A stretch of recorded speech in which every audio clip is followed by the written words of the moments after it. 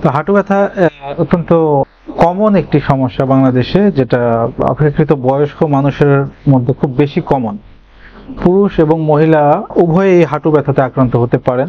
পুরুষদের হাঁটু ব্যথার প্রথম কারণ হচ্ছে হাড় ক্ষয়, যেটা 40 বা 45 বছর বয়সের পর থেকে মোটামুটি শুরু হয় ডিজিজ প্রসেসটা, এবং এটা চলতে থাকে।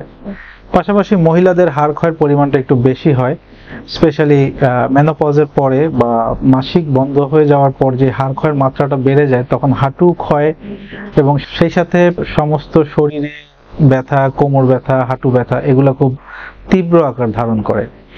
তো হাঁটু ব্যথা নিয়ে আমাদের কাছে প্রতিদিন রোগী আসছে, বিভিন্ন কারণে হাঁটু ব্যথা হয়ে থাকে।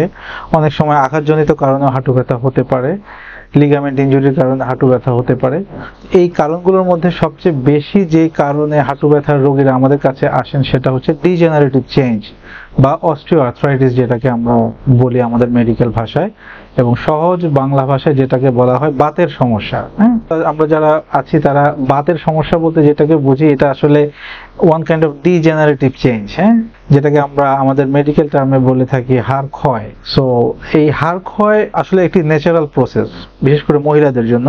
তো এটা হাড় ক্ষয় যদি আমরা শুরু থেকে হাড় ক্ষয়ের ব্যাপারে সচেতনতা বৃদ্ধি করতে পারি, তাহলে মোটামুটি আমরা এটা থেকে কিছুটা হলেও নিস্তার পেতে পারি।